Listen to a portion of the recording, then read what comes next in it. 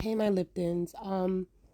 I wanted to do a quick video. It's more like a wrestling type of video slash DC video, that sort of thing. I do want to talk about three different topics.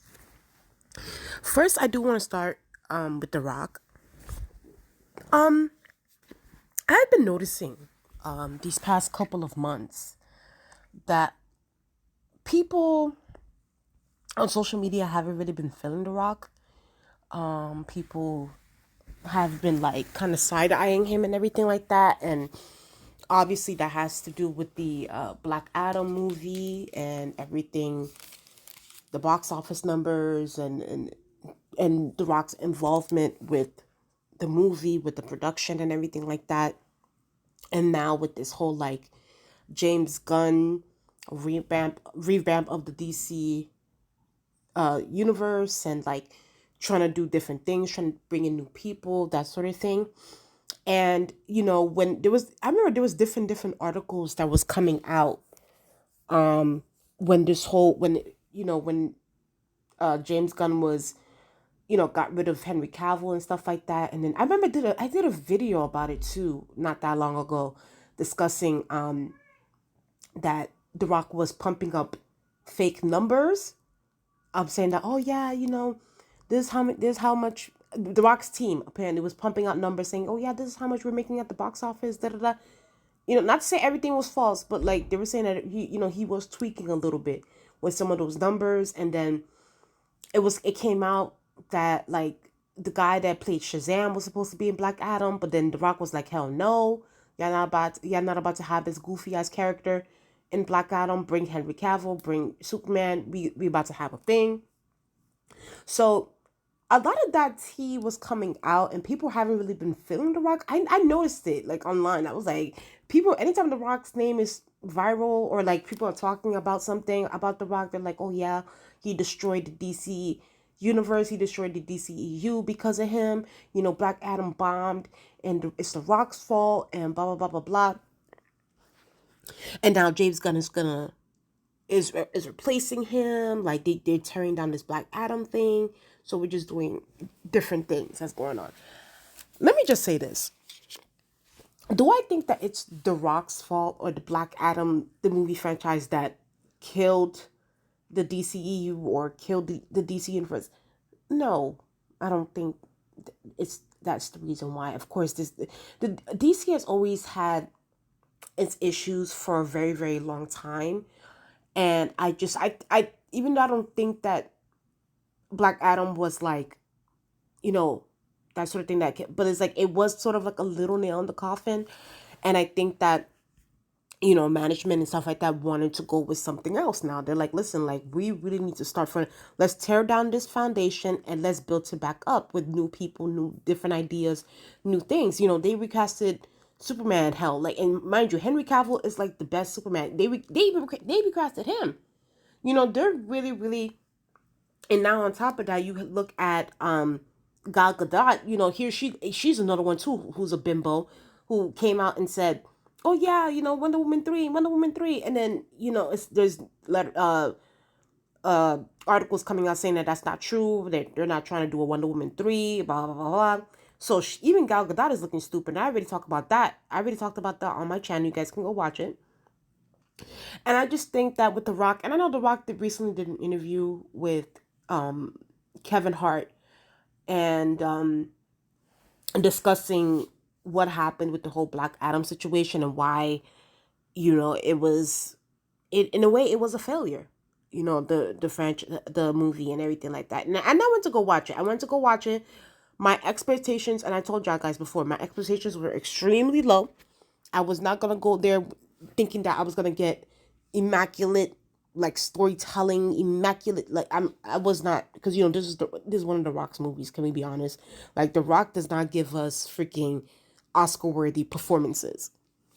Okay, so yeah, like The Rock doesn't give us Oscar worthy performances. Like, The Rock gives us what he gives us, and then he goes on about his business. He makes his coin and goes on. And so since my expectations were low, I accepted the movie for what it was. I was like, okay, the action scenes were cool.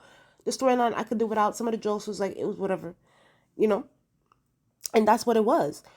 Um, and The Rock, I definitely saw him, shift the blame onto, Warner Brothers and their management and everything like that. I do think that there does need to be some personal responsibility on him because he was the one that also had a hand in the movie and who he wanted to be in the movie. So I think The Rock did jump the gun with the whole, like, no pun intended. He did jump the gun with bringing Henry Cavill in instead of bringing the guy that plays Shazam, but whatever. But we'll see what happens from here. It's gonna be interesting. I am interested to see how James Gunn's DC universe is going to look like. Because he did a good job with the Guardians of the Galaxy, so we'll see what he does with this one. And I know he also did the Suicide Squad, and I think a lot of people like that movie. So we'll see. I'm just gonna keep my eyes out for it. But it is interesting to see how people are like really, really turning on The Rock. Like, people are not feeling it. They're thinking that he's the reason why DC is the way it is now. Like, people are legit saying that. So even though DC has had its problems for a very, very long time. So, but that's just my thoughts on that situation. I do want to briefly talk about Jim Cornette. And obviously, Tammy does not look like this anymore. Tammy looks like this. And before I even get started, even though, I did my video on Tammy Lynn Sitch and everything like that, there was, especially on Twitter, I saw not a lot, but little things like, oh my God, you guys shouldn't be talking about Tammy's looks or her age. She, at the end of the day, like, this has nothing to do with her looks. Like, it has to do with her actions. We need to keep it at that, blah, blah, blah, blah. Here's the thing. I I can I would have not judged Tammy about her looks or her weight, anything like that, had she not done it to other people. Okay? Had this woman not been the same one y'all guys are claiming, talk about let's not body shame and stuff like that. Tammy is the same person that you can look at her shoot interviews, has body shamed, has talked about people's looks, has talked about this and that. This woman has no shame about talking about other people.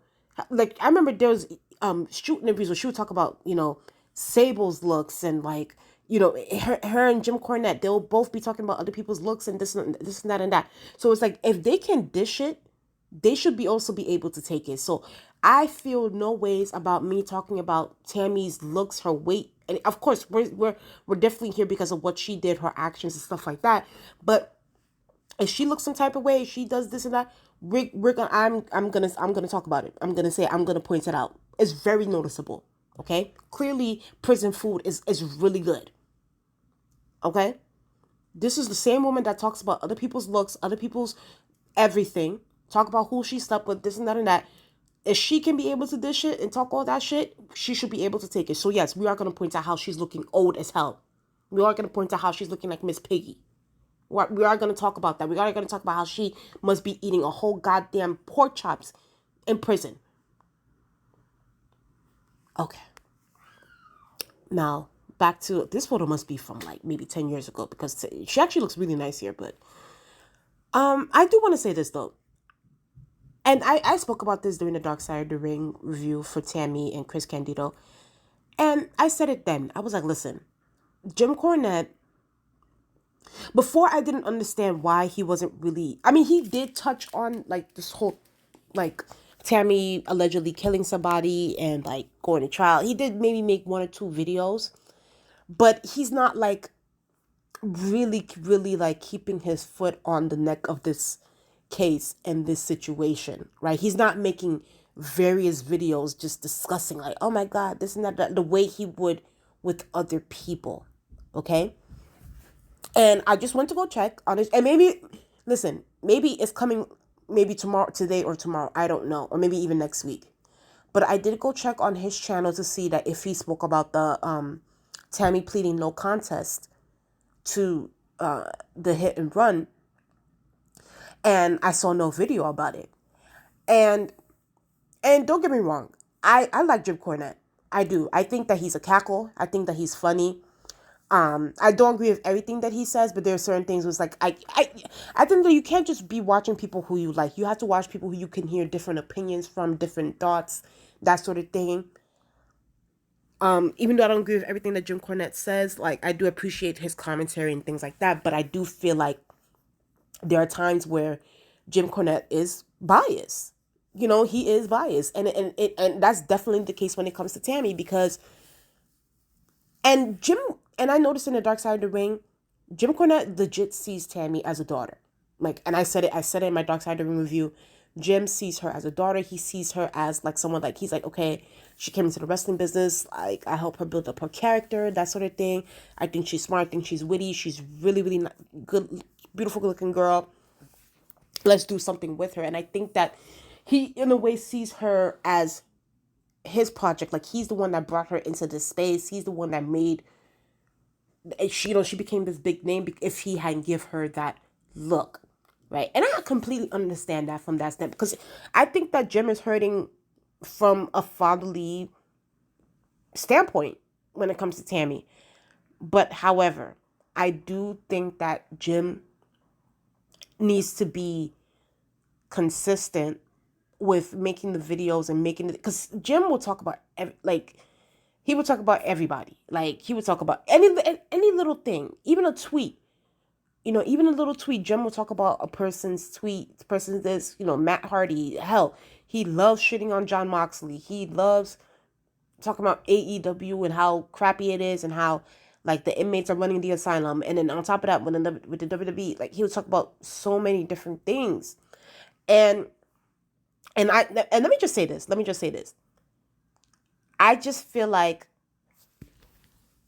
if Sable had done what Tammy did, let's switch places. Let's say Sable, you know, Tammy was in Sunny was in Sable's place, and Sable was in Tammy's place. Sable even did a fraction of the things that Tammy has done, oh my God, Jim Cornette will be dragging it. He will be like, oh, I told y'all she was untalented. She was this, she was that. She ain't shit. She ain't this, she ain't that. It's like, but I do feel like he does handle, but when it comes to Tammy, he does handle her with cotton gloves.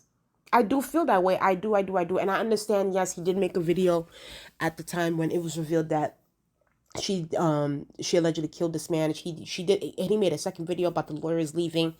But he needs to be consistent. Like he needs to make a video about this no contest thing. He needs to say like she deserves to go to prison for the rest of her life. He needs to come out flat out and say that because I just think that his bias definitely shows if he doesn't do that. You know what I mean? And I understand you look at her as a daughter, you look at her as someone who is talented, but talent aside, character, the whole Sunny character aside, this woman is Tammy Sitch. She allegedly she's had multiple DUIs, multiple like 19 arrests. You need to call all of that out. You need to call all of that out. You know what I mean? And I think that Jim in a way does look a certain type of way when he doesn't really criticize the people who he deems as like talented or who he likes basically.